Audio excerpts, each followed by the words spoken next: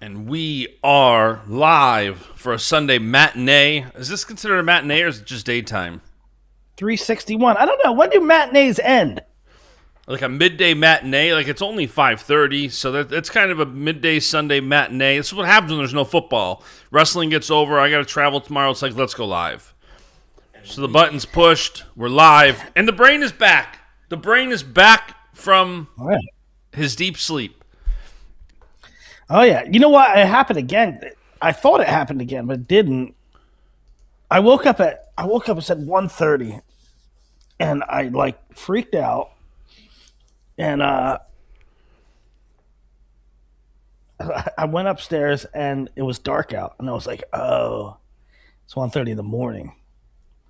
I thought I had slept all day again. Well, you did fall asleep so we were texting this morning at like 6 in the group chat, and I had said, we're going live today. You're like, yeah. I'm like, but it's 6 a.m., so that means you didn't go to sleep yet. You're like, correct. I'm like, well, you're going to nap today? And then I called you 9 minutes before the Oklahoma State-Iowa State duel started, and you responded jumping off the couch with what happened between Ohio State and Michigan. Even half asleep. That was the response. So, all right, guys, it was a fun weekend. We're going to talk about it all. We're going to start with Oklahoma State, Iowa State, because it just happened. And for some reason, I've got a lot of pissed off people on Twitter. I don't know why.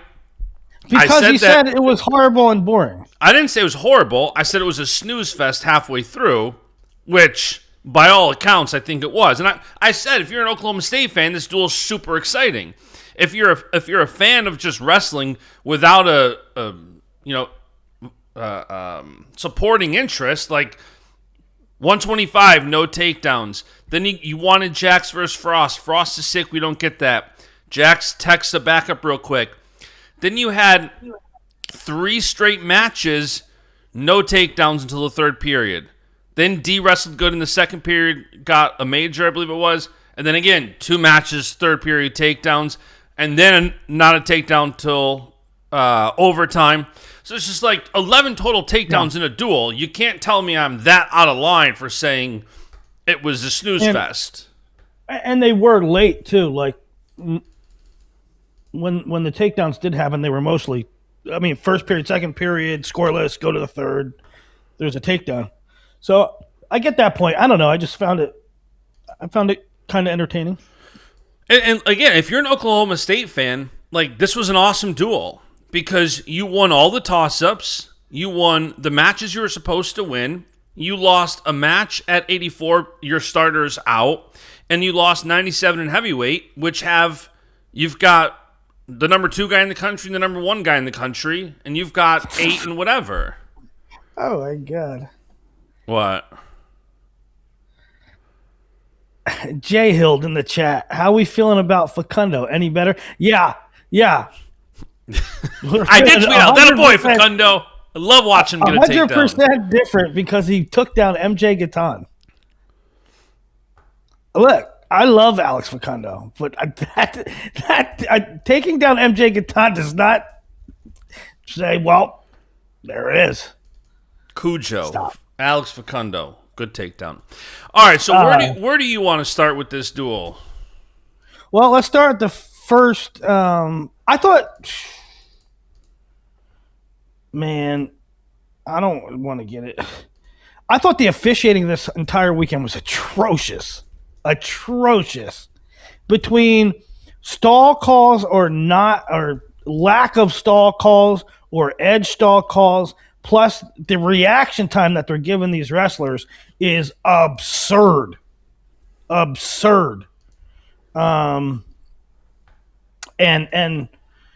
that's not off topic, because I thought there was ridiculous stuff. That match at 125, Oklahoma State and Iowa State, I don't know. That was an abortion of a match. That was an abomination.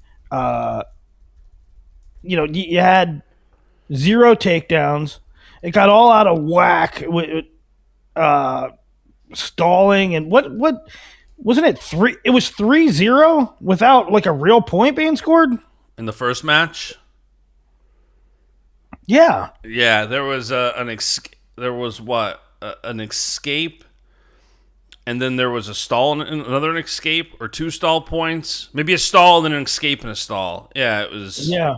I mean, in a weekend that was filled with great matchups, Michigan, Ohio State, Minnesota, Iowa, Nebraska, Penn State. A lot of great duels. I mean, to me, the biggest takeaway was horrendous officiating. I mean, There horrendous. was some bad officiating.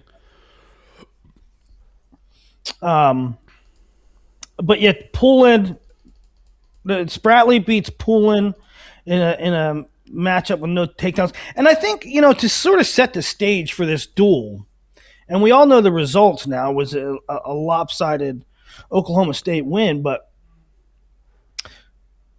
there was coming in, it was a real toss-up. This could have went a bunch of different ways, and Oklahoma State got the job done almost every single time. Except, enough to that Elam and Younger didn't even matter. They won all the toss-ups. When the lineups were out, I was no exception. When the lineups came out, and you didn't have Frost for Iowa State, and you didn't have Ryder for Oklahoma State, I tweeted out that it was Oklahoma State was favorites to win 25, 33, and 65. Iowa State was then favored to win 84, 97, 285. 41, 49, 57, and 74 were all toss-up matchups. They could have won either way. And Oklahoma State won all four of those toss-up matches. So, again, that's why I said if you're an Oklahoma State fan, this is an awesome duel. You won all the matches you're supposed to win, and your only two blemishes, if you even call them that, was simply not beating the number one and number two guy in the country, which would have been big upsets. Yeah. Yeah. So, to me, I don't know. I see you and Don are on Twitter. I don't know. It seems like you're not impressed by Oklahoma State. I was kind of impressed. They're not these to sweep the way they did. That's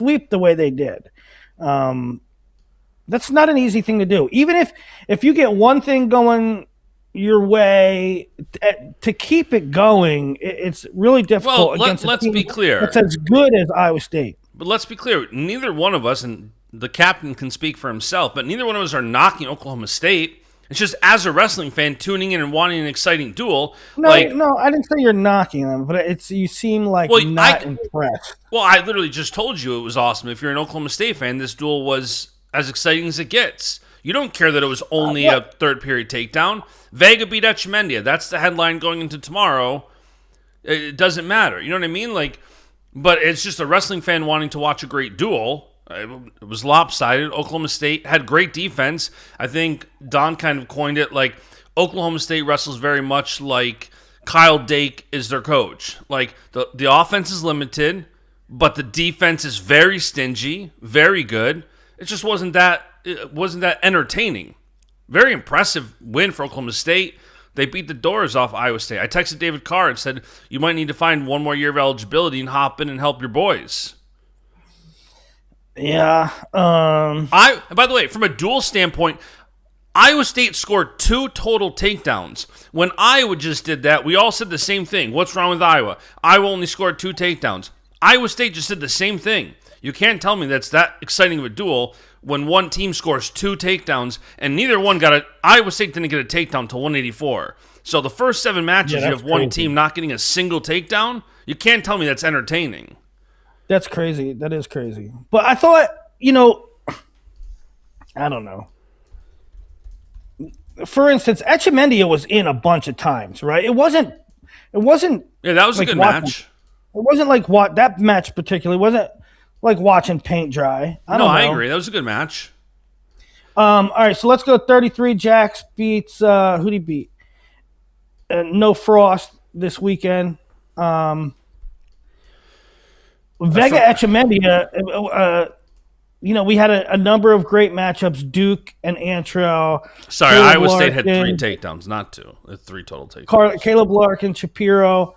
For me, one of the matchups, I think one of the matchups I wanted to see all year long, especially as Sergio kept developing, passing every test, was I really wanted to see Sergio against Echemendia. So to me, it was my favorite bout of the weekend, and it sort of kind of delivered.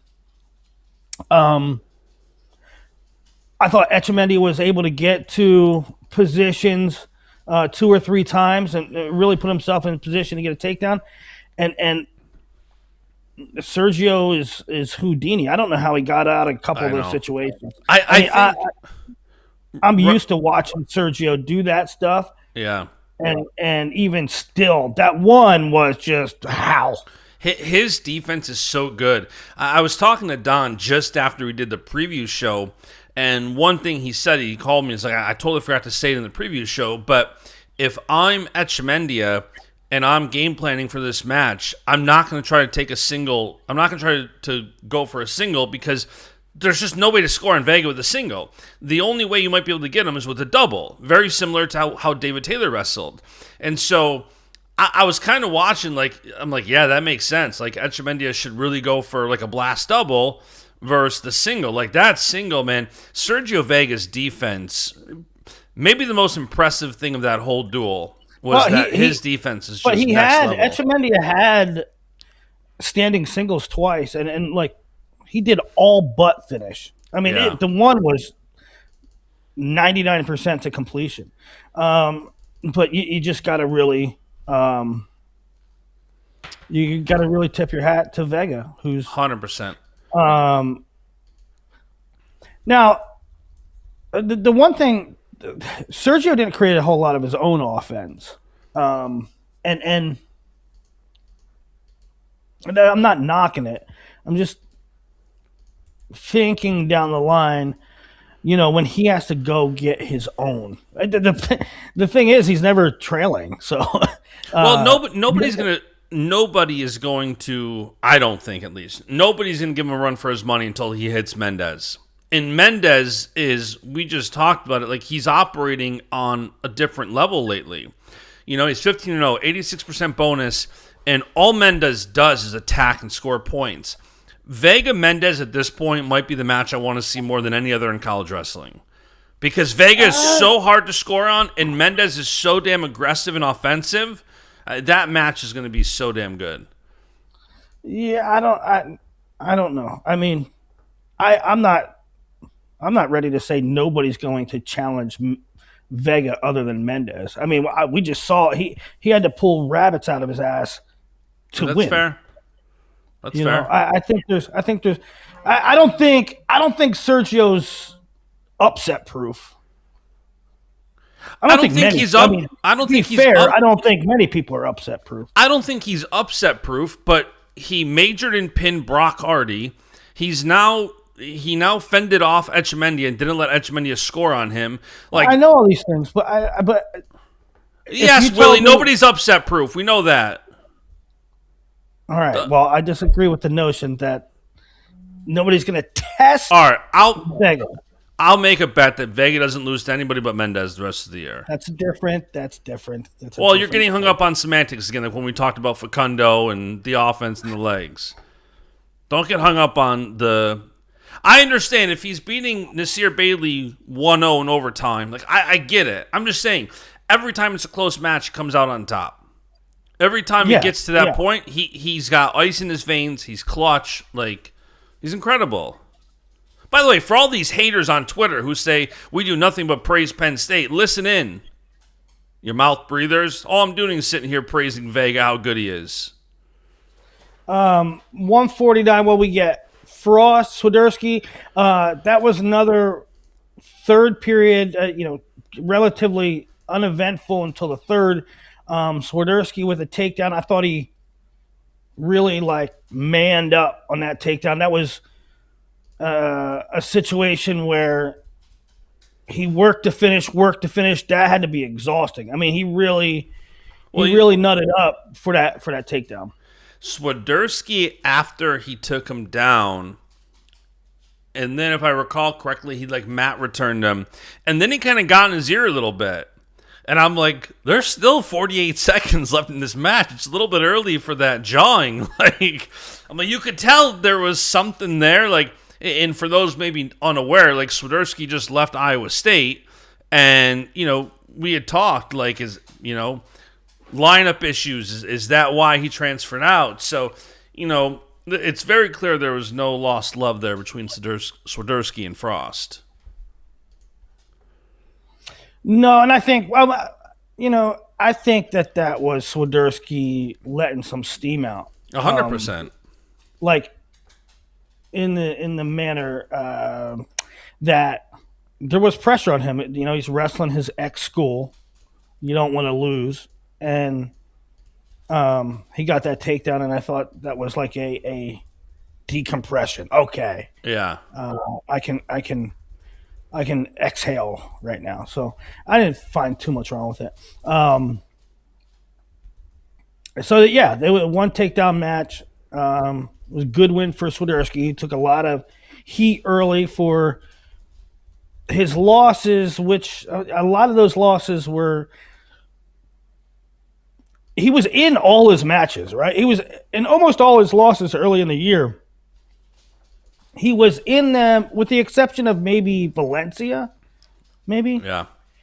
Valencia.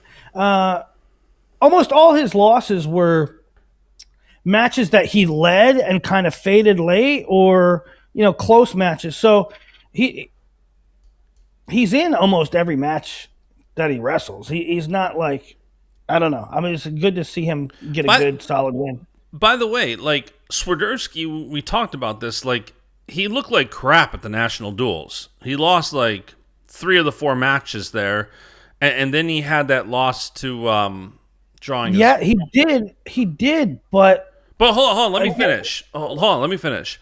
And then he has that one loss to, I'm drawing a blank on his name, from SIU, Edwardsville. Tyus? Yeah, he lost to Tyus. Since then, he started looking better. I thought his win against Chance Lamer was solid. I thought his win, even Friday night, was solid against you and I. And as these guys gear up, like, listen, this is still a March sport. National duels means nothing in this sport in the grand scheme of things. It's about All-American and winning postseason titles. And these guys will start to get into shape.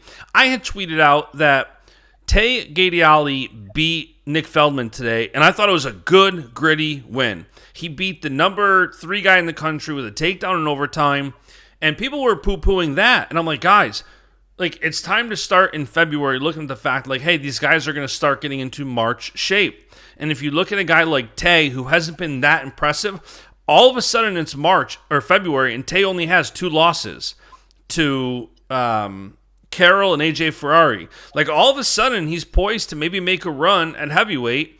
And it's like Swiderski kind of reminds me of that. Like, he's starting to look good. He beat Mendoza, who's been very tough. He beat Chance Lamer. That's what I kind of mean about his losses at national duels. They weren't of. I mean, I think his name and his preseason ranking made everybody go, "Oh, he looks terrible."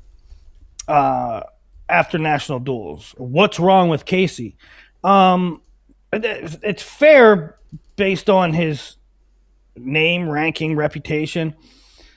However, it was pretty clear that he just needed to tighten a couple things up. To me, he didn't look awful. He just kept like blowing it. And so anyway, you could see that there was something there. I didn't think he looked awful. I think he looked like a guy that needed to tighten things up. 157, Robidoux, who we kind of thought we saw him like tweak an ankle in the duel against UNI, and so we were wondering about his availability coming into this match. I thought that early on, Robidoux's a guy that he's more often than not, he's on the gas immediately from the start. And, Zurban's a really tough customer. So I'm not discounting how good Zurban is. However, I thought that Robidoux was a little tentative early. Yeah. He lacked a little bit of explosiveness. Maybe I don't know. There could be nothing wrong with that ankle. There could be something seriously wrong with that. I don't know. Maybe I'm putting a microscope on it too much. But to me, he seemed a little tentative, a little cautious. Maybe it was because of the ankle. Maybe it's because Zerbin's really tricky. I don't know, but I thought that Robidoux looked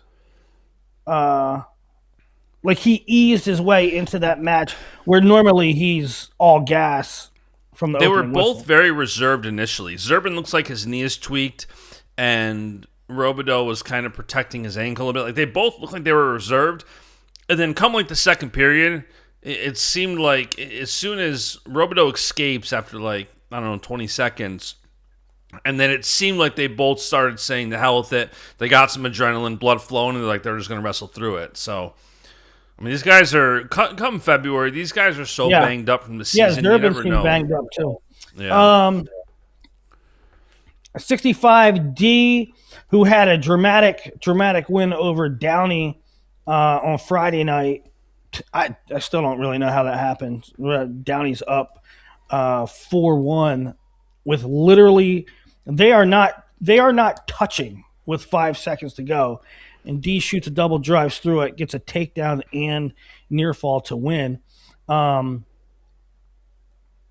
Downey's a tier above Uton. That being said, I looked for D to I don't want to say bounce back because Downey's really good, and I'm not saying D wrestled poorly, but he didn't really force the issue, especially early against Downey.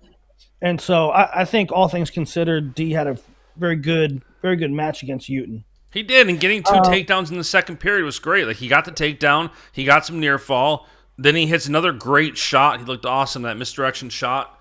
Like, right at the end of the second period, ends the second period 10-2, and it's like, okay, D, like, this is what people want from you. Like, what did he score, 10 points in that second period? Like, that was awesome. I thought it was a great weekend for D, getting the win over you and I on Friday, and then carrying that into this one. Awesome one, I thought, for D. 74 was... Who was 74? Facundo against Gatan gets that takedown. That was a third period takedown as well. So many scores third period takedowns. I feel like at this point when Facundo gets to that, everybody in the chat's telling me it's Robidoux. I think that's what you guys are saying, but Robidoux. Rob. Yeah, they're spelling it out. I know. Listen, they're dorks. Here's the thing. I have to say this like once every month.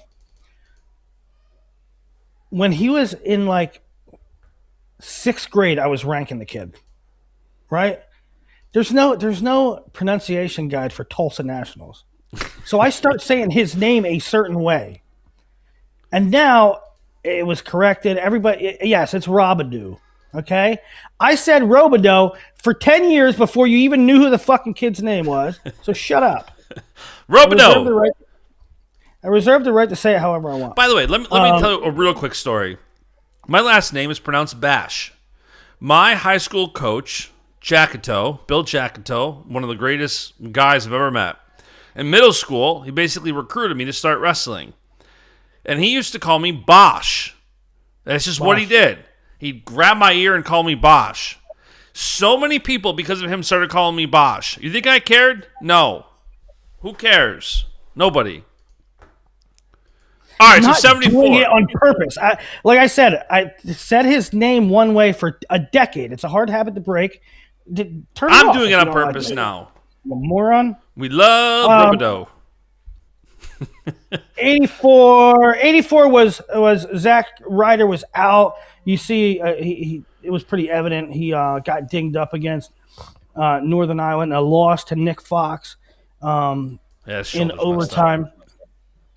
And so it was Trevor Dops, senior from Kansas, wrestling against Isaac Dean. Relatively uneventful match. Dean's really tricky, but he doesn't generate a whole heck of a lot as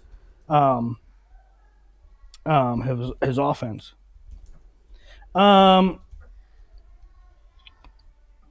97. I understand the criticism of Merrill. Merrill doesn't do much. He's a freshman. He's at 97. I thought this particular match, I thought he wrestled pretty good. Like more active than he normally is. He had a really good opportunity in the first period. And even though in the third period he started fading, he rode really well. Even in the third period, he had a takedown in my book. I mean, Willie was not happy about that in the group chat. Listen, I don't care who. I love Rocky Elam. I don't care who wins. I'm upset with the continuing evidence that they're allowing reaction time to go way beyond what reaction time is. I mean, one ankle, two ankles, on your knees, YOLO reach back for a leg. That's a takedown, guys. That's a takedown. And I said something about Mickinelli's takedown that they didn't call on Gabe Arnold, and somebody wrote, Willie, did you read? Have you kept up on the rule book? Yeah, number one, I do. I know what the rule book says. The rule book says reaction time at the referee's discretion. So any more brain busters? Yeah, I know what the rule book says.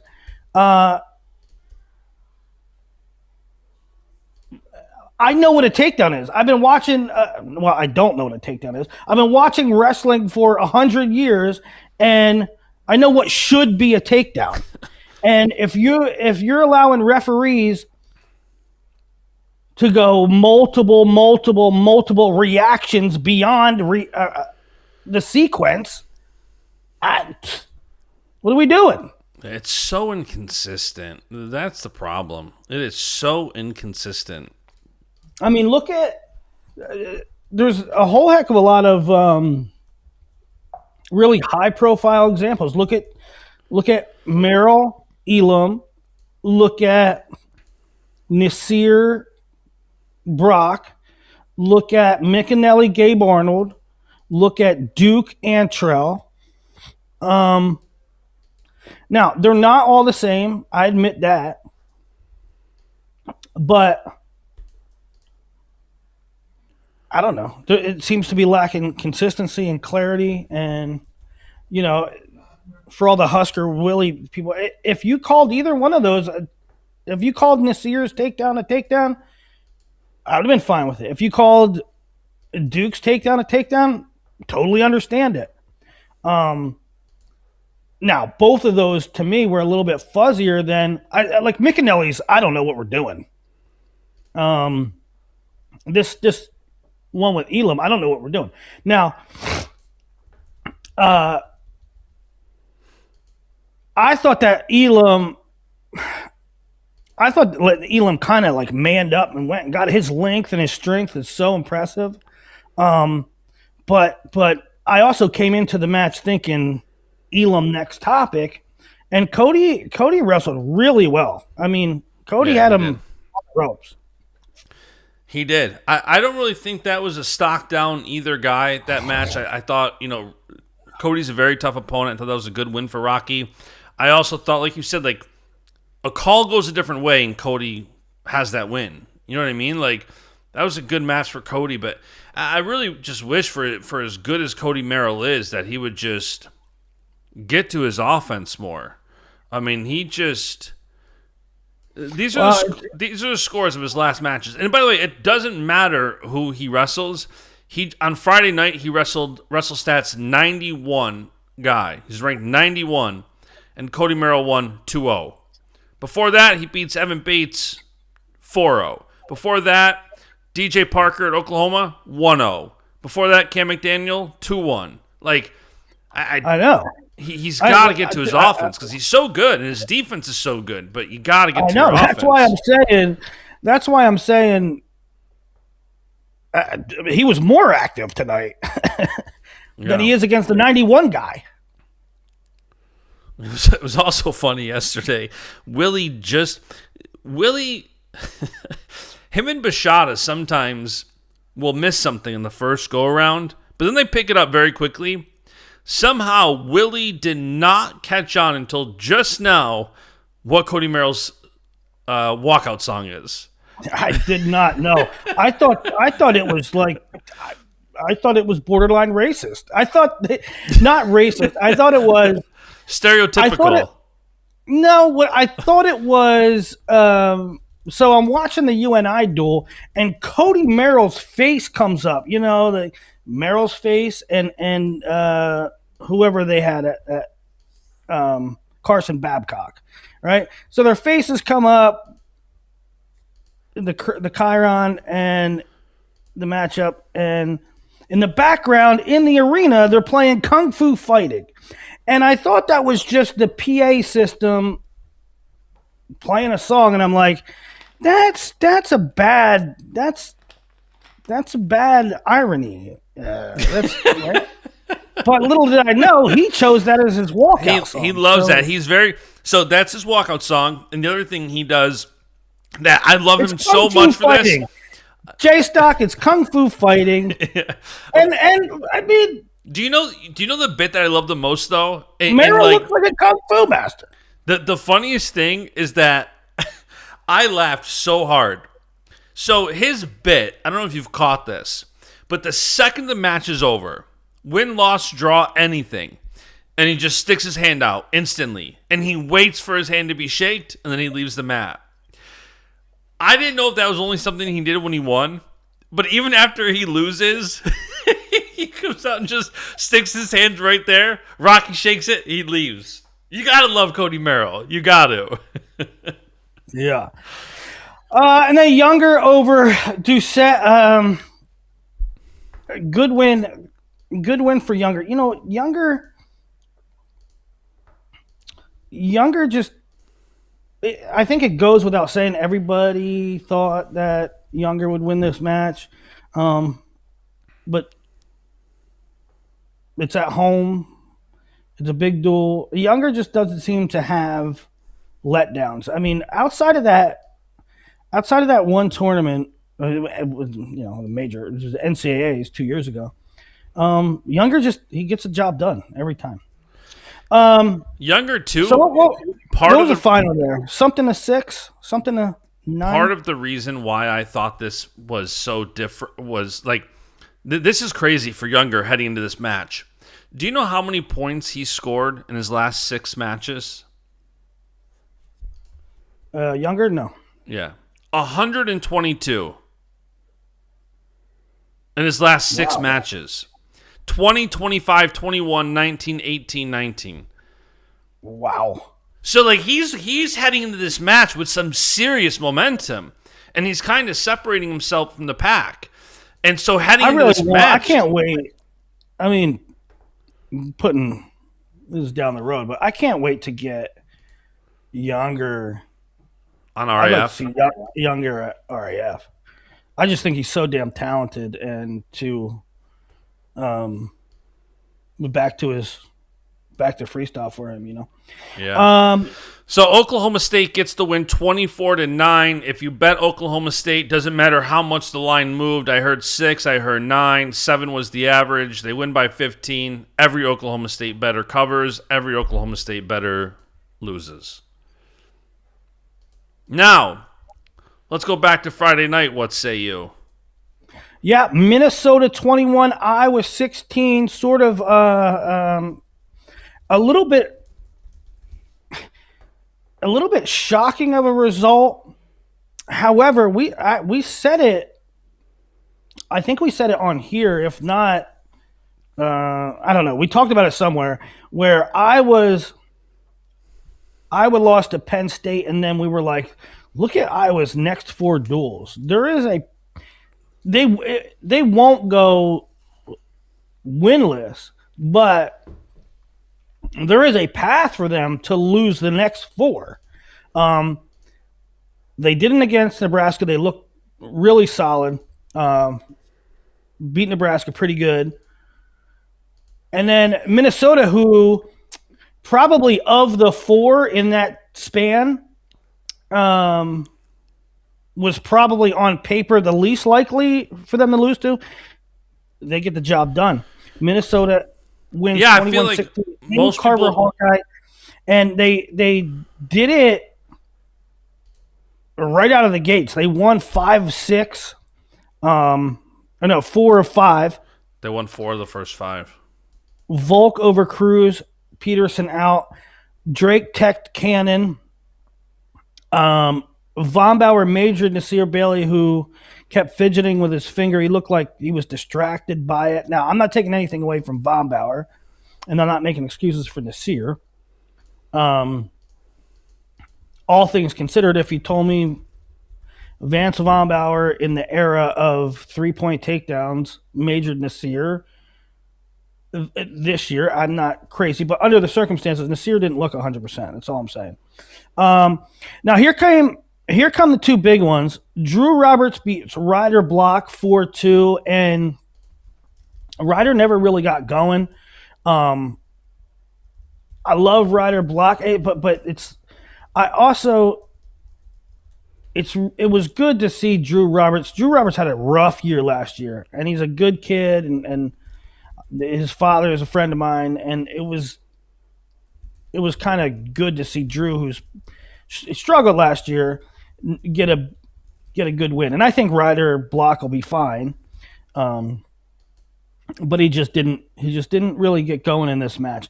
And then Charlie Millard in a tight match with Jordan Williams. Millard's leading the whole time, but then he gets a takedown and near fall, almost stuck him, and that becomes a major. And so Minnesota wins 4 of the first 5, and you're like, oh, is there an upset brewing? Now, Iowa counters. Their back half is really, really solid. You're running out Caliendo Kennedy and Gabe Arnold, who can damn near beat anybody.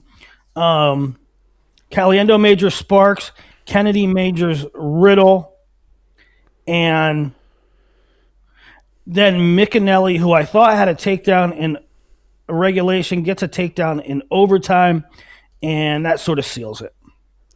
Yeah, and I'll tell you, man, Gabe Arnold, I don't think enough is said about him of what a team player he is.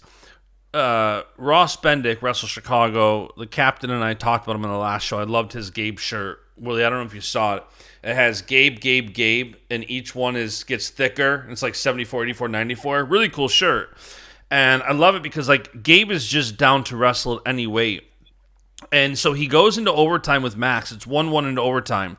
Max gets the takedown.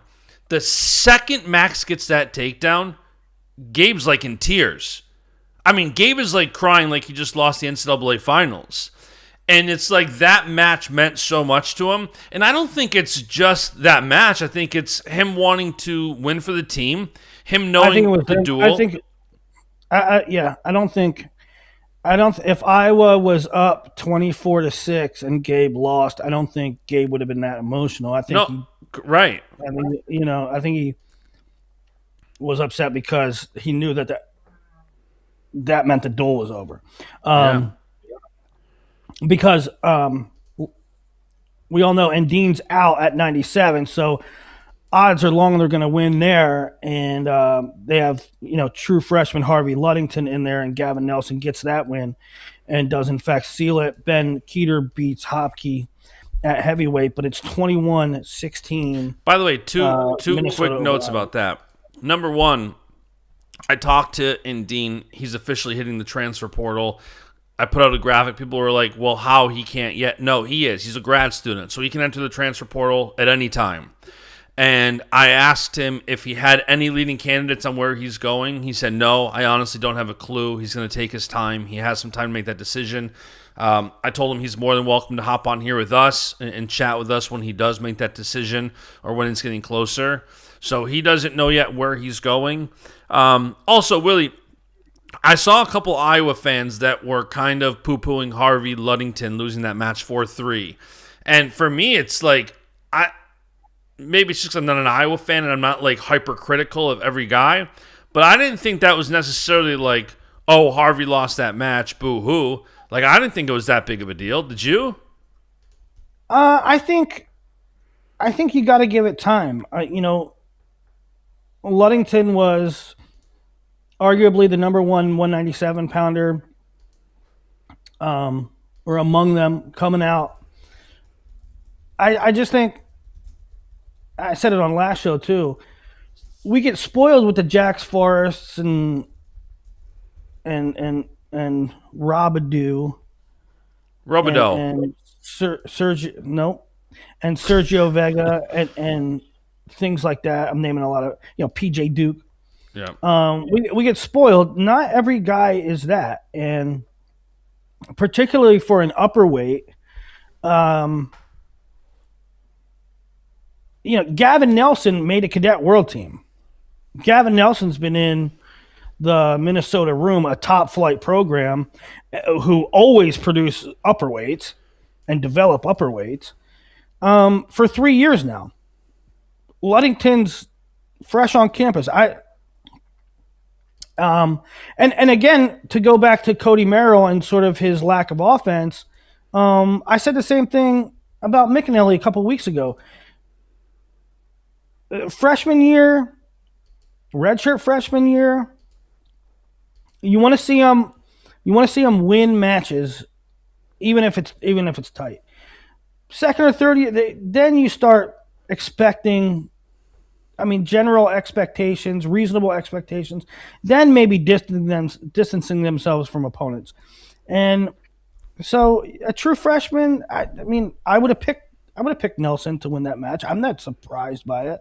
I think what they were bummed a little bit about is the lack of urgency from him. That's a different story. That's another topic, but yeah, I thought Nelson was the favorite there. We kind of talked about it too after the Iowa Penn State duel. Like, I feel like even there's an Iowa fan in the chat that says, being an Iowa fan, the Hawks need to get back to building teams versus buying them. Like, that's a wrestling thing. That's not just an Iowa thing. I do agree with you. I think most teams are better off recruiting and developing talent. But there does tend to be this, like, even with Ludington, I don't think it was just Gavin Nelson. I think it's that, he lost against Wisconsin a couple weeks ago. So there's, again, this theme of, like, continual disappointment that I think piles on and makes something little like losing to Gavin Nelson seem bigger than it is. Yeah. But I think the Iowa criticism about buying versus developing, I don't know that I agree with that. First of all, that's what a lot of teams are doing. If there's Tom and Terry aren't sitting around, and Ryan Morningstar and Bobby Telford aren't sitting around and say, who cares about our roster? When we have a hole next year, we'll just go out of the portal. No, do you think they're not trying to build up Ryder Block and Cale Peterson and the guys that they are already on their team? They're trying to develop. They're just not doing it. And so you can criticize maybe who they get or why'd you get this guy? Why'd you get that guy? But think where they would be without that. Where would they be without Nasir and Jordan Williams and Dean, and in the past, some of the other guys? Well, they're starting. So who was the better solution? They shouldn't have went out and got them guys. Well, they're starting, so they were the best option. I don't. You can say they should have went after somebody else, but you can't say, well, they should be building instead of buying.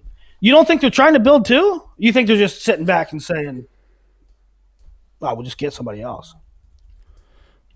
So if you want to criticize something in that realm, then your criticism should be saying they're not developing the guys they recruited. Maybe that's a fair, but to say they shouldn't be going out and getting Nasir,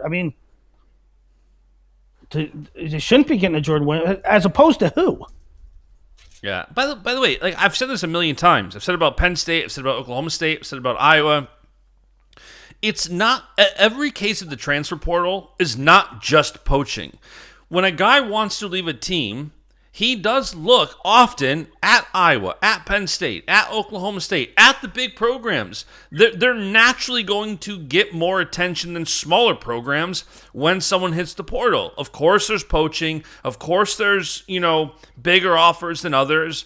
But these schools also, I feel like every single time a school gets a transfer, especially any of the top programs, and it's poaching, money, payday. Like every single transfer Iowa gets isn't just poaching. It isn't just Bob Nichols. Like guys do want to go to a storied program. So it's not all just like you said. They want to develop talent. They want to recruit it. Drake Ayala, go listen to that interview back from like April. He kind of had a nice peek behind the curtain at developing and recruiting. So go listen to that. But yeah, that's all. Okay. What's next? Why don't Penn we State, talk Nebraska. about Penn State, Nebraska? Because Husker Willie didn't want to do the pre-show. He says he's not afraid of nothing, but then all of a sudden it's time to preview Penn State, Nebraska, and Willie's sleeping with the sniffles. Right, that's not true. I mean, I knew what to expect. Pretty much full lineups for both teams. Lillidahl, Tex Allen Kaler 20-4. Marcus Blaze beats Van D 5-1. I saw the Penn State, most of their commentary was that Nebraska didn't wrestle. Nebraska stayed on the edges. And I can see what they're saying in a lot of respects, but one of them was against Van D. I mean, I just thought Marcus gave him no quarter. I don't think that Van D tried to evade. I mean, it was a good win for Blaze. Yeah, I agree. By the way, I thought it was a good win for Lillidahl too. I know that it's like, okay, it is what it is, but I still like Lillidahl when he gets to his offense and he gets into a rhythm and he puts up 20 points. Like that's we often poo-poo when these guys don't get to their offense and they win these tight matches and don't open it up. I thought Lillidahl looked awesome putting up 20. Yeah. I mean, especially the past few weeks where, we talk about all the time how guys who could separate don't separate. They just don't do it. Hardy Braden Davis was what a fun one. A movie. That match had everything. Braden Davis came out like he was shot out of a cannon. I mean, this is what you want to watch. This is entertainment. This is two guys. Especially Braden, that's wrestling hard, and this is why you wrestle, to have fun, to score points, to let it fly. And I thought that Davis wrestled really well, with the caveat of the one thing you don't want to do against Brock Hardy is get caught head outside. You're in on a head outside single. Brock crunches you there. Shout out the captain, Bashada. He filled in for you. Willie was sick on Thursday, and the captain on literally no notice, because Don was texting me like, you guys got to push the button. Let's go. Let's talk wrestling. And I said, dude, I think Willie's out. I said, you want to hop on with me? Let's give the people a show. And he said, absolutely. He called the 3 matches Penn State lost perfectly, predicting them perfectly. And he said, like, you can't get into that scramble position with Brock because that's where Brock is so good. That's a perfect prognostication, and that's exactly what I said about Vega. If you remember the preview, Vega puts it on Brock at National Duels. They go into the regular duel, and when we were breaking that down, I said you got to watch for those scrambly situations where Brock can cradle you. Sergio didn't get put in that position or put himself in that position, Braden did. But I thought it was a great performance by Braden. I think, the old vet, Brock, I think it was a great rebound for him, too, because you're on the road in a hostile environment. This kid comes out and just blitzkriegs you. And a tremendous, tremendous scene in a Bryce Jordan duel. I remember watching it and the Big Ten Network, they kind of panned out when Antrell was getting set on top of PJ in rideouts, and they panned out, and it's those two center of the mat, and you see all the thousands of people. It was a really awesome shot, and Brock came in as the favorite, but things don't always go to script. This kid comes out wrestling hard, and you're in the fog of war. And I thought it was a good job by Brock to compose himself and come back.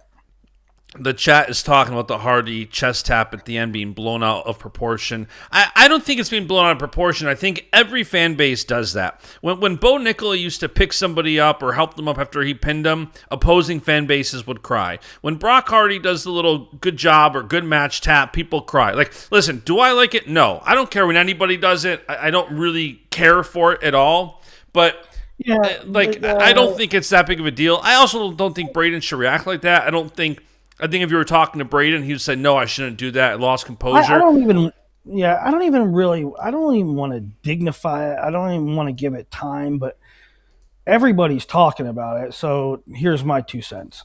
I think it's a giant nothing burger. I think that the Penn State fans that are trying to flip the script and say, that was Bush League on Brock. I mean, it was tough. Yeah. Are you new to wrestling? Have you heard Brock talk? Everybody talks about, oh, Brock's been around forever. Oh, he's so old. If he is so old, if he has been around forever, then you should know his character. Do you think Brock chest tapping was him saying, nice try, buddy? No, that's not how Brock is. He was saying, good match, bud. He was saying, good match. The match is over. Brock was not being disrespectful in any way, shape, or form. And maybe Braden took it that way. Of course he did. He got pinned in front of 13,000 people. Like, people lose their composure from time to time. I don't think it's a big deal either way. And so he threw a kick. Like, who even cares? Brock wasn't hurt. No big deal. Get over it, everybody. Yeah, I agree. So that was 41, and certainly kept things interesting, right? Because if Braden wins that match, then it's like, oh boy.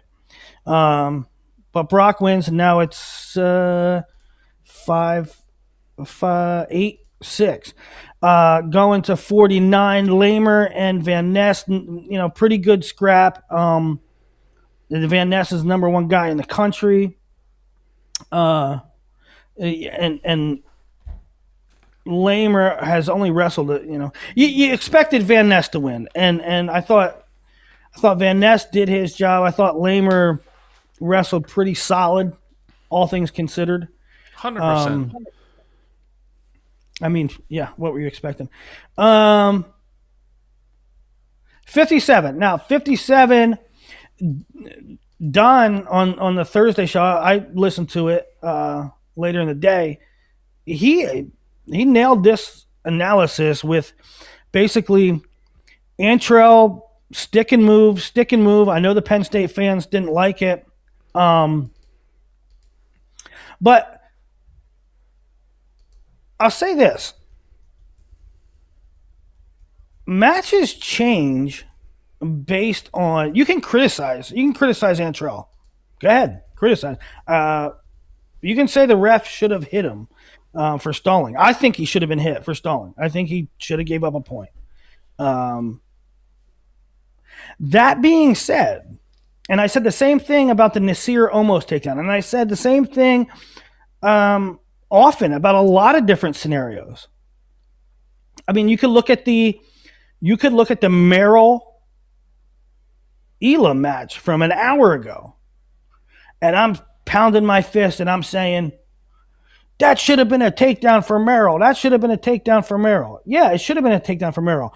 I am not saying that if he gets that, he wins the match. Because look what Rocky did in OT when he needed to get it, 30 seconds. People wrestle differently based on the situation. Okay? So I think that Merrill should have had a takedown. I also am not saying Merrill would have won the match.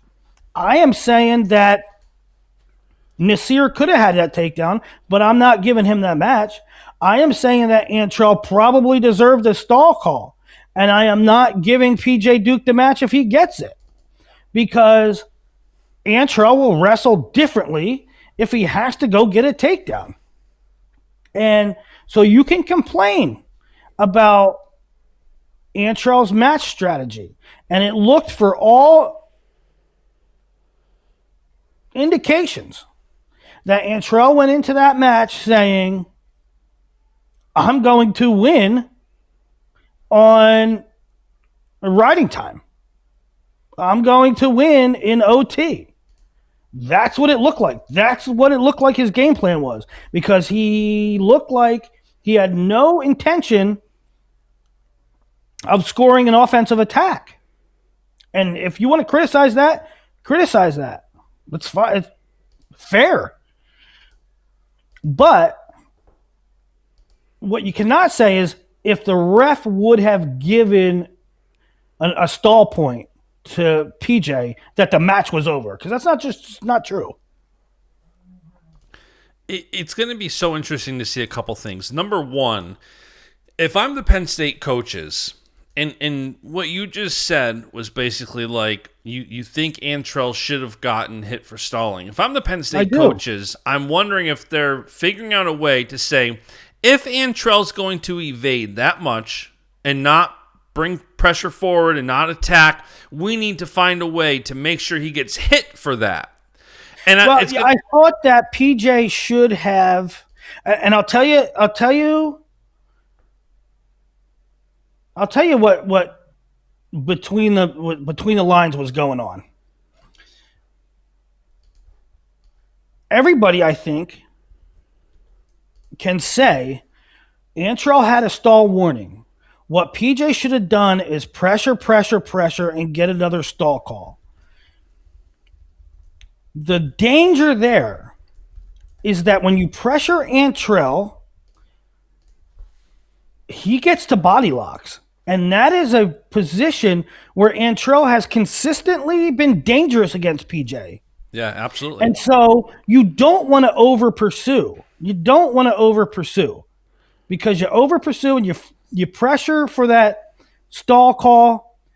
Now, I kind of think he should have done it, but it's risky because you get to that position, and not that it was in neutral, but even in the overtime, in the ride out kind of situations, we see where Antrell got to that body lock, and he is dangerous with it against everybody, and he's been dangerous with it against PJ, especially in their freestyle matches. So I don't know. I don't think.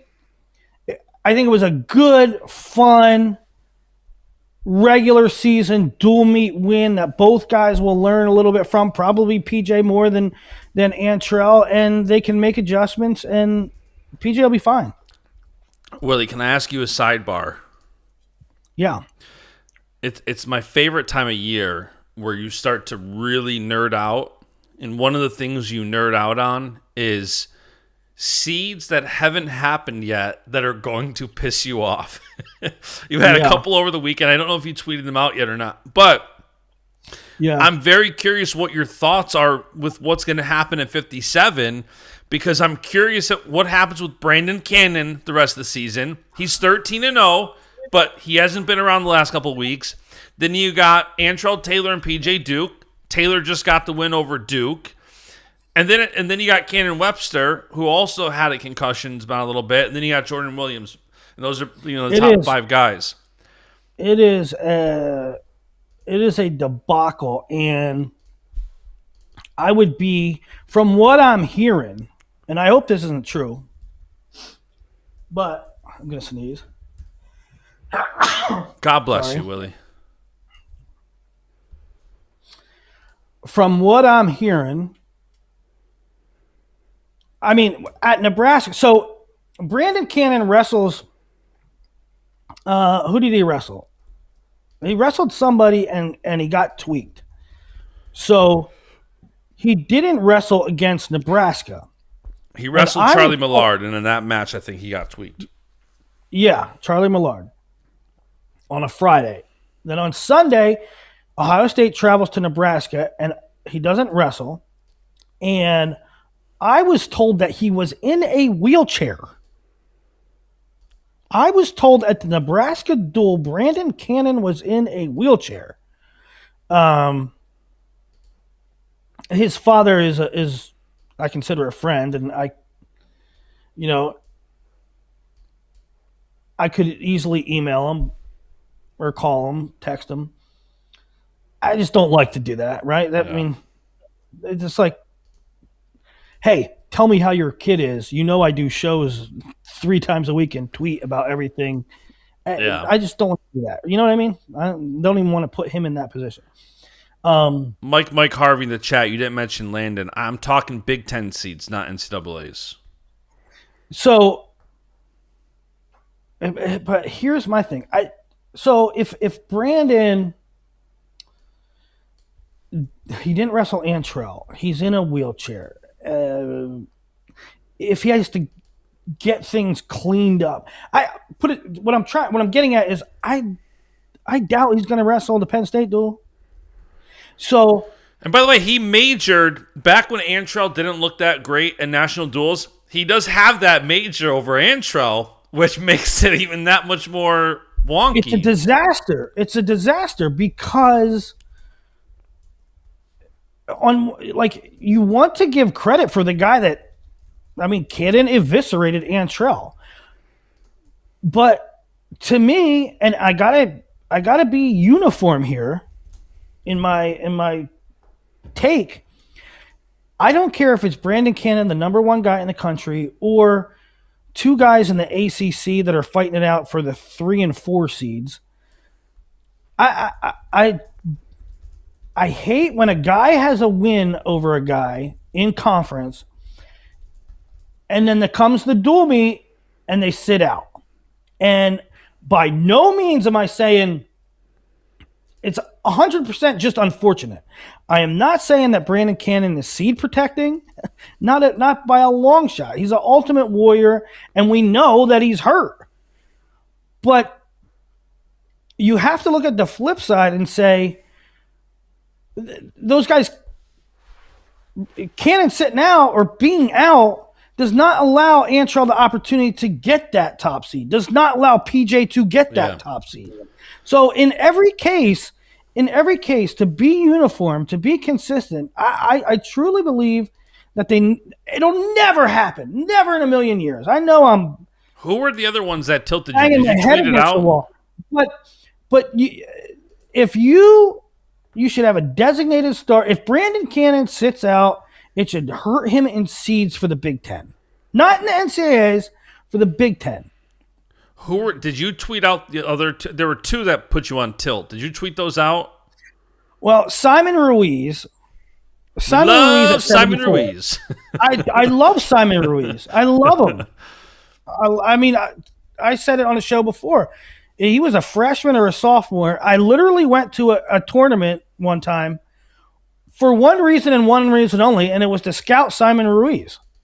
There were 100 other ranked kids. It was a Northeast Regional a couple years ago. Not a couple years ago. He was a freshman. And I really wanted to see him. And I really wanted to see Alessio Parrington. So I've been hot. Nobody banged the drum on Simon Ruiz last year. I tweeting about it, talking about it on the show. Simon Ruiz, he's going to be a problem. He's going to be a problem. And what did he do? He had a phenomenal freshman year and a phenomenal NCAAs. But he sat out almost all the important stuff this year. He was injured. All the important stuff, all the premier matches, Simon Ruiz didn't wrestle. And here you have Minto and Levi and Carson Karchla and PK and all these other 74-pounders just picking each other off, going to war, battling. And then you have Simon Ruiz,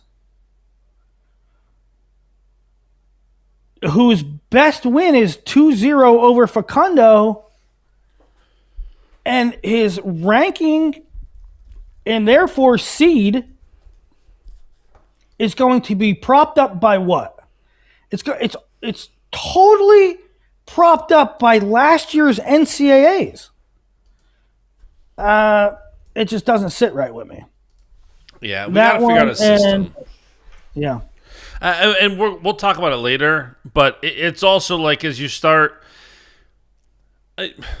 Buzakis, I don't think he's just ducking people, but when you do, like, Ohio State is very deep at 125, and I feel like early in the season they were kind of trying to figure out who their guy is, so I don't completely fault them for it, but when you have a guy like Buzakis who, you know, Don tweeted out, like, I really hope, and Shane Sparks said on TV too, like, I can't wait for Buzakis Lilladal. And I feel like so many people are like, I hope we see it. Like, Buzakis is only... Well, hold on. Buzakis has only wrestled in 8 of the 16 Ohio State duels. And that might be because of lineups and figuring out who the guy is. But I do think you should reward the guys who are actively going. Like, these past 2 weekends... Well, okay, Hold on. These past 2 weekends, Buzakis has sat one, went one, sat one, went one. And, you know, it's like, at this point in the season, maybe he just starts going, there's only so many left.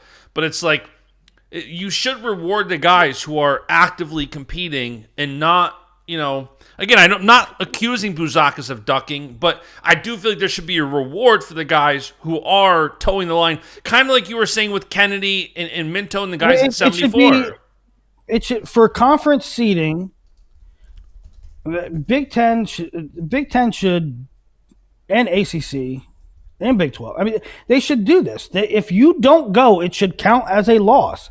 If Buzakis doesn't go against Jory Volk, it should go in your seeding ledger as Buzakis loss to Volk. 100%. That's the way it should go. If you can't, now. No one on earth believes that Buzakis is ducking. It's very clear what Buzakis is doing and Ohio State is doing. It's load management. That's all it is. It's not load management. I think it is. It's weigh-in management. Oh, that's load management. Only weighing in so many times. Not. Yes, it is. No. It's semantics. You're wrestling. No, it's not semantics. It's not semantics at all. Because if Buzakis wasn't a giant 33, he would be wrestling. It's not. They're not. Okay, but load management is limiting how much you weigh in. Load management is not just who you're going against and who you're not. It's also how many times you're making weight. Weight management is a part of load management. That's semantics as it gets. That's not semantics. Because if weight had nothing to do with it, he would be wrestling. But weight management is part of load management. How many times you have to make weight? If you want to categorize it as that, if weight, I'm saying if weight wasn't an issue, there is a discernible difference in my opinion. Because if weight wasn't part of it, he would be wrestling. You can see what they're doing. They're making him make weight once a weekend instead of twice a weekend. Correct. But whatever the case, listen, I already have it. It's about 50% of the way there. Tomorrow morning, I will come out with projected seeds for Big Tens. It will list, and this is actually how the Big Ten does it. I've seen it. This is how they do it. Now, keep in mind that there is literally no seeding criteria. The Big Ten does not have seeding criteria. What they do have is a process, and the process goes, what's the name, what they are versus the field at the Big Ten. Not what they are versus, like, let's say, like, Buzakis wrestled Lauritsen. That counts as nothing. It's Buzakis versus the other 15 or 14 entries for the Big Ten tournament at 125. What is your record against them? Okay? So what I do, I go through every freaking result, and I say, Buzakis, is this against the field? And the field being the entries for the Big Ten tournament. So, like, if Cam McDaniel lost to Endine, that's 0-0. That doesn't count because Endine is not going to be the rep. Field, overall record, rank, and who you beat, who you lost to, and I will include what's remaining on their schedule. So it'll be like Buzakis, 4-0, beat this guy, lost to nobody, remaining Lilladal, this guy. And so I'm going to do that for all 10 weights for Big Tens, and so you will kind of get We might have to do a show for that tomorrow because I'm traveling in the morning. As soon as I land, we might have to do a show because I'm very curious at how this is going to go and how you see kind of an interesting thing to keep an eye on over the next couple of weeks. Like, assume Lilladal and Buzakis only have one loss to each other. I assume they're still going to be the 1-2. How would they have one loss to each other? If they wrestle in 2 weeks, one of them is going to have a loss to the other one, I'm saying.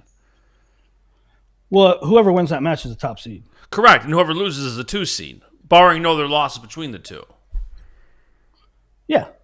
Right. So these are seeds for Big Tens, not that's NCAAs. what I'm saying. That's what I'm saying. Yeah. That's an easy one. I mean, the 157. I mean, I'll tell you. No, right now, I know that's an easy one. I'm just saying. saying. No way. I have no way with how they'll lean. Will they take Cannon's win over Antrell? And weigh that super heavily? Will they say, hey, Cannon didn't wrestle the other top 2 guys, so we're docking him at least one spot? And it's very important because whoever gets a 2 and 3, they have to go through each other to get to the finals, right? Yeah. They got to go through 2 great guys. But and I'm I was just leaving some guys out. I was only bringing up Lilladal Buzakis because I know they wrestle in a couple weeks. It's a big one. But I'm saying that there's going to be, like, you're seeing guys and what could happen based on that. Also, real quick in the chat, JL Stock, why wrestle Buzakis postseason if he can't make weight consecutive days? He can. He did it in national duels. But they're doing it but why do it more than they have to? That's kind of the thing. He has to do it at NCAAs. He did it at national duels. Not that he can't do it. They're just limiting, like Willie said, the weight management, how many times he does it. It's obviously a challenge, a struggle, whatever verbiage you want to use there. So it's not that he can't. It's that they don't want to do it other than when they have to. Also, when you think about the case with Buzakis, which is really interesting because you don't see it too often. But another thing that goes into it, to me, is, and another reason why they should be penalized when they don't wrestle, is the Big Ten is a grind. It is a grind. And you go on the road and you weigh in Friday and you wrestle somebody pretty decent. And you wrestle Sunday and you're wrestling somebody that's pretty decent. And we see wonky Big Ten results all the time. Like, what happened?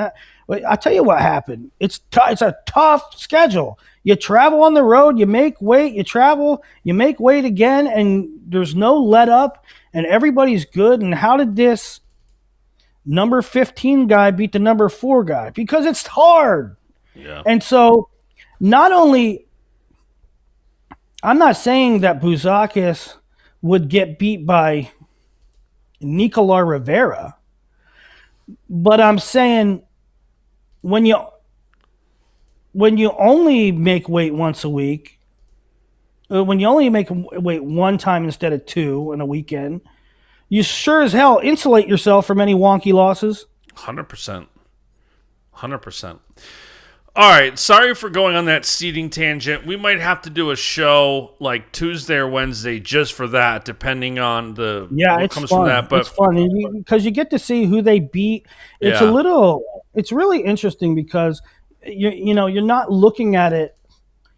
Number one, it's neat to see. Okay, this is probably going to be the Big Ten semis. Okay, this is probably the Big Ten quarters.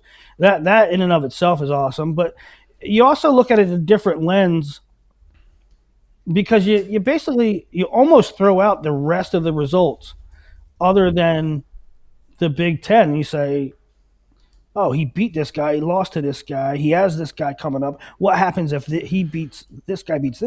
It's really cool. yeah, so maybe we'll do a show for it. We'll tweet it out tomorrow. Let's get back to this Penn State duel because we just went on a 16-minute tangent or so. 65, Mitchell Mesenbrink, Madman gets a 20-5 Tech.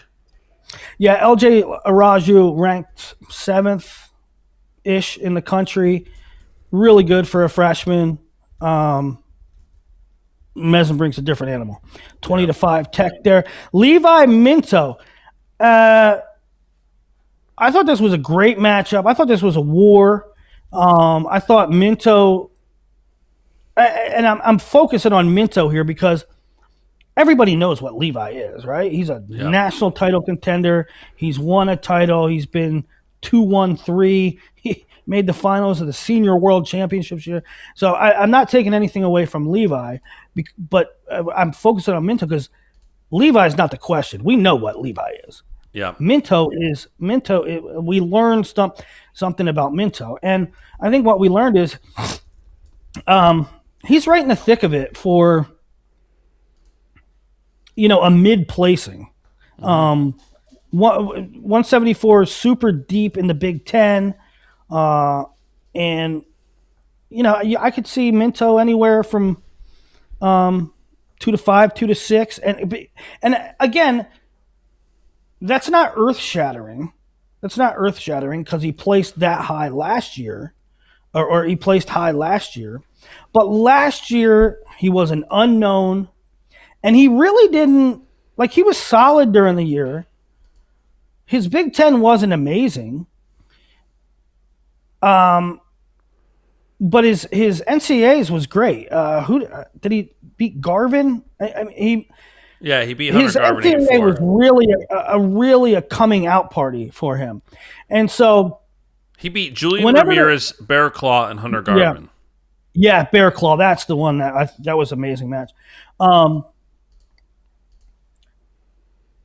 So what I'm getting at is, okay, the kid placed at 65. Did he have the tournament of his life, or is he a legit 2-5 placer? And he would probably get mad at me for saying 2-5 because he probably thinks he'll beat Levi next time. But what I'm saying is we kind of found out in that match that he's the truth, right? That's my opinion. I think did he get the first takedown or did he get the second takedown? I think Levi had 2 takedowns. 100%. Minto had 1. I gotta say,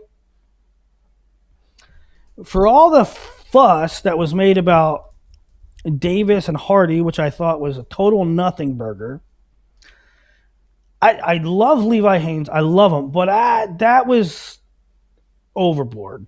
That was not cool. Pushing Minto off the stage. He knew what he was doing. He had he looked like he knew exactly what he was doing. Yeah, he probably didn't know how close he was to the table. It's fine. Stop. It's fine. Stop. It was they gave Minto a point, right? Walk him out, pushing. No. No, I'm saying they gave Minto a point, I think, for unsportsmanlike. I don't know. Did they? I think so, yeah.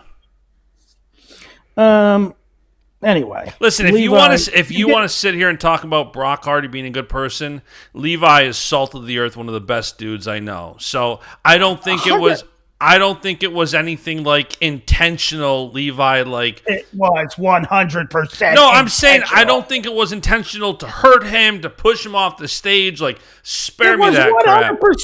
It was 100% intentional to push him off the stage. He was not trying to push him off the stage. Shut up. Shut up. Levi Haynes was not trying to push him off the stage. He was pushing him away from him.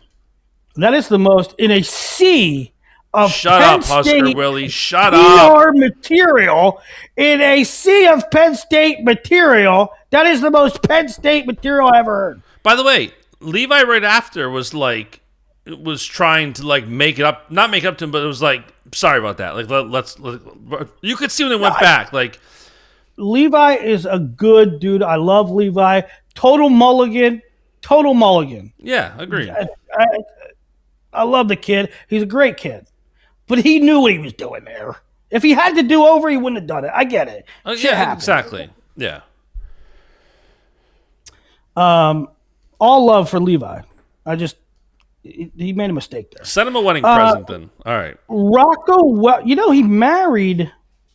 Levi married my college roommates. We talked about that over the summer. Yes. Rocco looked amazing, 12-5. I need the Rocco haters to shut up. I'll tell you what, Willie. Rocco gets a lot of, he doesn't score. He made the NCAA finals by the skin of his teeth. Yeah, he was a freshman at 174 pounds in the Big Ten. Yeah, I thought. He looks great. I mentioned the Lillidols putting up 20. I thought that was impressive.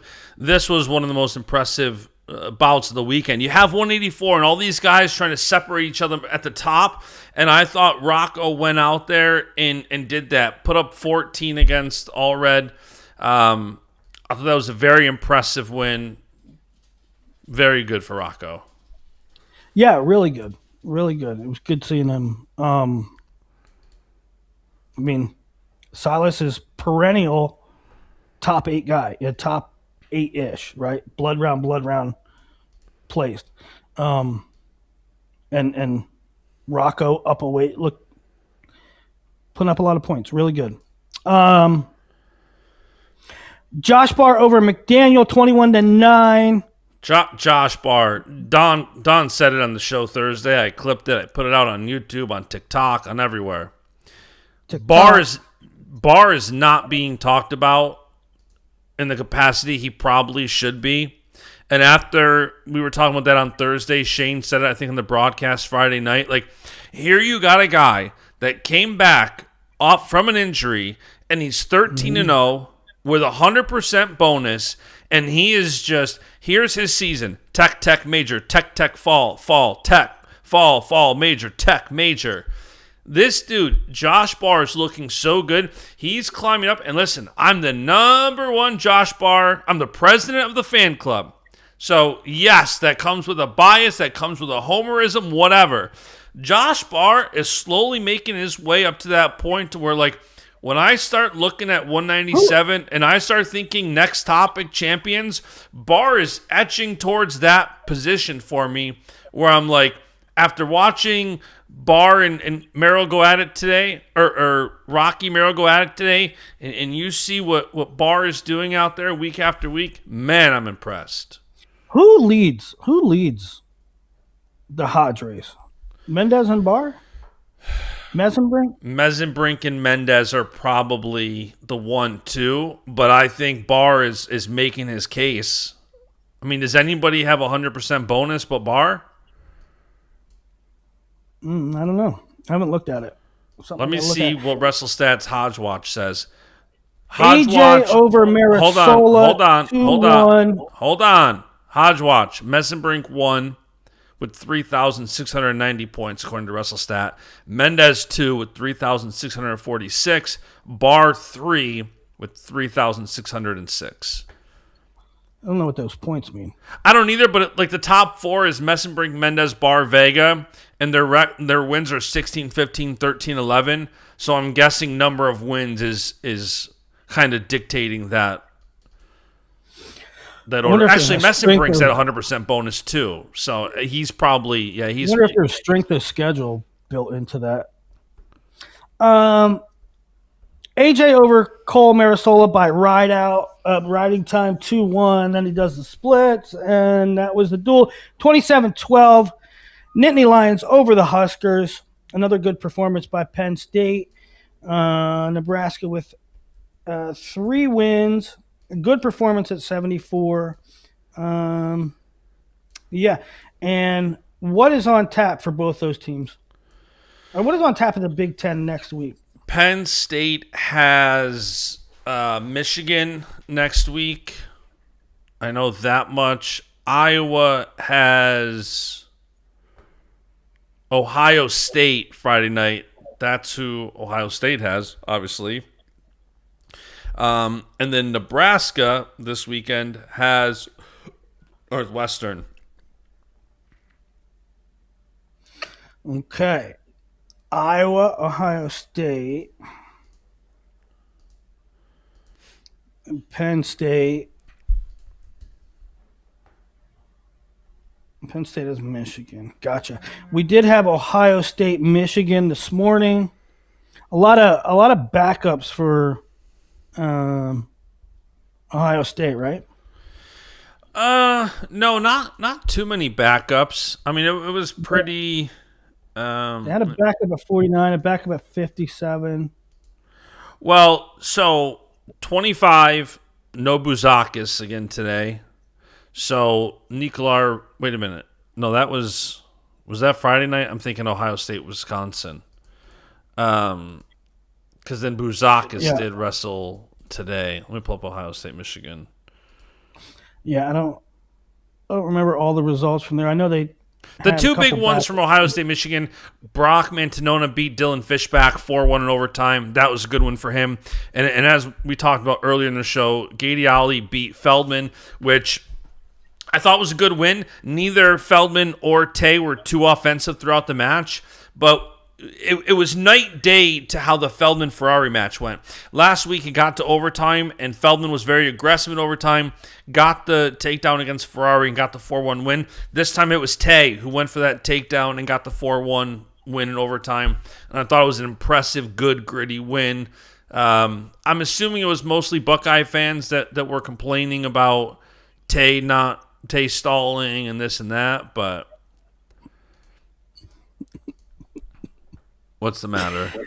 The chat is saying, you don't do the splits. So when you win without a takedown and your team loses, and then there's other people saying, every time, baby, give me the splits every time, no matter what. Well, it looks like Snyder is now, like, it's almost something to watch. Like, Snyder, and this week it was Hardy. They both were kind of like trying to usher AJ back to the line for handshakes, and he just... Brock's reaction was so good. Did I tell you about for national duels? I went out to Nebraska, and I think they wrestled somebody, and then I stayed there the whole week. And like Wednesday or Thursday, we left for national duels, and we drove down on a bus. It was a double-decker bus, which I'd never been on before, but I sat at the very front of the second level. And, it's fun for a couple hours, and then you're like, yeah, freaking 6 hours into it, and you're like, get us there already. So it's dark, and up front was, the kids in the back were like playing games and stuff like that and socializing, and they were having their fun. I went back there with them for a little bit, but then it's like, okay, let's get us there. So up front, it was me, James Green, Van D, and Snyder, and we were talking forever about the stupidest crap. Like they're like, if you could only have Gatorade or this, what would it be? If you could only have one fountain drink for the rest of your life, what would it be? If you could only Taco Bell or Burger King. If you could only have one fast food. So we're talking about all this stupid shit, right? And then it gets tiring, and We're all just ready to be there, and it's quiet, and it's like nobody's talking for like a minute, and Van D just out of nowhere goes, "Can't believe AJ Ferrari's on our team," which I thought was hilarious. Okay, what else? All right, let's talk some bird eye view impressive wins over the weekend. Zargo over Ethan Styles Friday night. That was good. 7-4. Zargo got the win. I think, did Zargo just upset Ryder Block too a week or two ago? Yeah, so that's two good wins, and that's a when it comes down to seeding for Big Tens, that is a curveball. Yep. I mean, Zargo, obviously his ranking will go up considerably. You know, you beat one guy that's ranked high.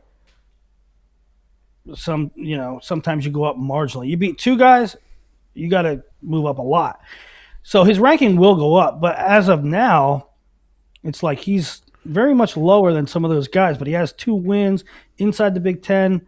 He's going to get a high ranking. Did you see, speaking of Ohio State, Wisconsin, did you see the Feldman-Braxton Amos match? I didn't watch it, no. Braxton Amos looked awesome. He looked so much bigger than Feldman.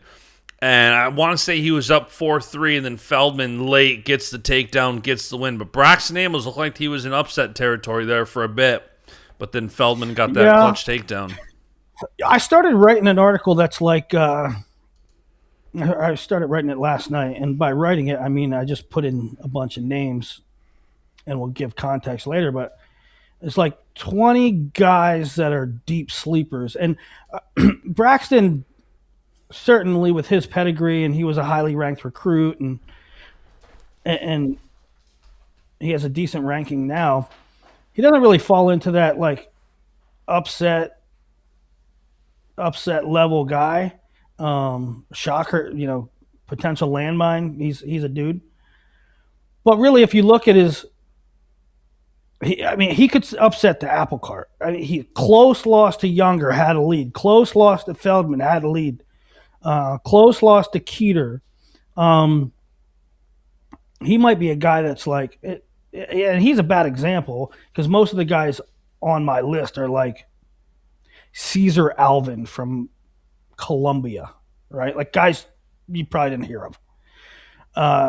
Braxton Amos isn't quite that, but when you're talking elite of elite, when you're talking about top 8 busters, like a guy like Caesar Alvin, you could see he might upset somebody, but then also not place, right, at NCAAs. Braxton is a guy, he could make a run. He really can. It looked like he gassed kind of hard at the end, but man, he looked so good. Pitt over Carolina, 22-9. Michigan over Northwestern. Tech over NC State. That was a good win. Ventresca beat V-Rob in rideouts again. 4th time in a row. Isn't that crazy for Eddie? Just has his number. Seidel Tech, Zach Redding. 16-0. Jack over Crook. How many? I gotta look at how many. It is very impressive when someone gets a 15-0, 16-0 Tech. So Seidel this year, Tech Shawer 17-0. Tech's Isaiah Cortez 15-0. Majors Knox 12-0. Then the number of Techs for 1 point, he has a 16-1, 16-1, 16-1, 18-1, 17-1. Yeah. The number of Techs this guy has by 0-1 is just bananas. Yeah. Michigan over Northwestern, Tech over NC State 21-12, Virginia over Duke, Bellarmine over Davidson, Iowa State 29, Oklahoma 10. I think Saldano's banged up pretty bad. He beat Dean, but he looked injured. Yeah. Rutgers over Maryland 30-9. Oklahoma State over Northern Iowa, 34-3. Vega over Brady. Robideau over Renovardi.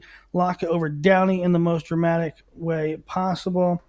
South Dakota State over Air Force. Central Michigan over Ohio. Minnesota, Iowa we covered. Stanford over Cal Poly. Illinois over Indiana. Spencer Moore beat Jacob Moran. Scholes over Lillard. Oh, I just realized that Cannon Webster returned this weekend.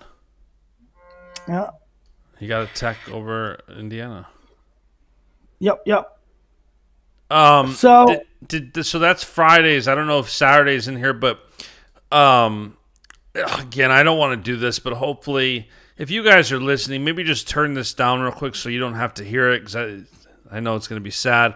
I got to give Willie credit a little bit here. I don't want to do it, so if you're listening, just turn it down so you don't have to hear this. Willie was right again. Last week, who did you give credit to? Columbia. And who did they beat this weekend? They beat Arizona State and Cornell. First time they beat Cornell since the 90s. And to be fair, Cornell did have an injury default when their 84 pounder was winning. 84. So there is a little bit of an asterisk. Like, hey, that's a injury default to 6 points. That's as much as a pin. Like, that's huge. But still, to be that close, that even with that, like, Columbia gets all the credit for knocking off Cornell. That kind of stuff happens. So shout out Willie. I mean, Columbia beating them both. Yeah, I mean, it was interesting. At some point last summer, or early spring or something, just looking at lineups coming back, I did mention that Columbia could be pretty interesting. And I wasn't really reminded of it until a couple of weeks ago. They beat Penn pretty handily. They beat somebody else, maybe Ryder, or Princeton, I think. Princeton. And I was like, yeah, they're pretty solid. Now, that being said, I didn't anticipate them beating Cornell, even under like you said, even under the circumstances with a guy getting injured, even if they're that close, correct, to be able to do it with that's pretty damn impressive. So, hat tip to Donnie Pritzloff and Jeff Buxton, Sebastian Rivera. By the way, staff there. Another in that Arizona State beat Cornell 18-17. Yeah. Shapiro beating Larkin 7-4 in a thriller. That match was awesome. So Caleb Larkin gets the takedown to end the second period, goes up 4-1. Meyer goes in psycho mode, gets a takedown right to his back, makes it a 7-4 match, and holds on to win.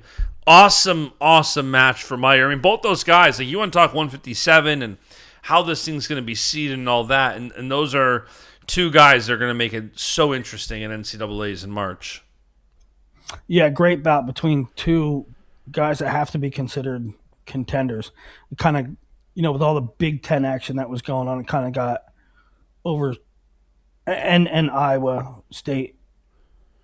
Willie did also mix up the Larkin brothers, but that's a story for another day. I did. I'm watching. Willie went to play Halo. I'm watching the Arizona State Cornell duel, and I'm like,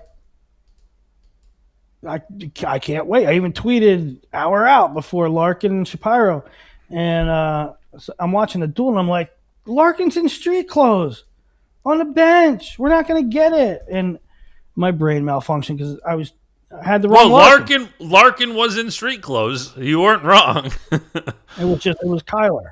Yeah. But good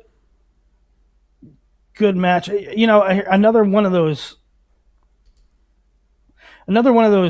referee things that I started off the show with, just bad officiating up and down the board. Like, they missed locked hands calls like 3 times in the Carter Diber Ferrara match. And then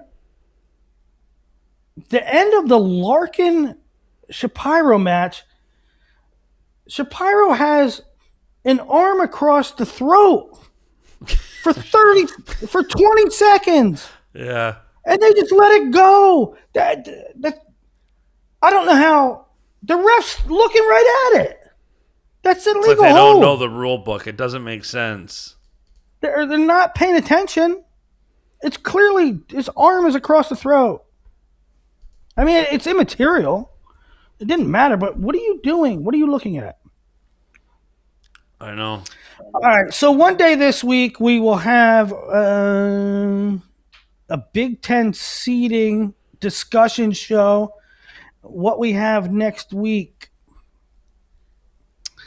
No, this is this week. I don't have this week, next week quite yet. Ohio State, Iowa is the big one next week. I believe it's Friday. Ohio State. I mean, there's so many good matchups there. Karchula, Kennedy, Ferrari, Fishback, if Ferrari's back. Davino, Drake, Feldman, Keeter, Mendez, Bailey, Styles, Block, Cannon, Jordan Williams, Buzakis, Dean Peterson, if they both go. Gallagher, Caliendo. I mean, every match there is good. Oklahoma State, Little Rock. D. Lockett, Matt Bianchi. That's a good one to watch. Cody Merrill, Stephen Little. That's a good one to watch. Hey, you know what? Another thought regarding a couple weeks ago, we had a show, and Tony Ramos called why we were doing the show, and we got talking about Kyson Terrakina. He's wrestling here, he's wrestling there, but like everywhere he goes, every tournament he goes to, every dual meet he has, the guys that are highly ranked that he's supposed to hit aren't there. And so it's sort of a little frustrating. And we're talking about the Brandon Cannon, Buzakis situation, and we're talking about Simon Ruiz, and he hasn't hit anybody. The last 2 weeks, Justin Rademacher is supposed to wrestle Stephen Little. Stephen Little's out. Rademacher doesn't get to wrestle him. The very next week, Rademacher's supposed to wrestle Novak. Novak's out. Doesn't get to wrestle. I'm not blaming anybody. It just stinks. Rademacher should get the credit for that. I hate this. When a guy toes the line and he shows up to wrestle the best, it's like, man, you feel for the guys who are showing up for the match. And for whatever reason, again, whether so much of wrestling is health and timing. And I feel it's like I hate when these guys don't get credit for showing up for the match. It's not their fault that they don't get a match. Yeah.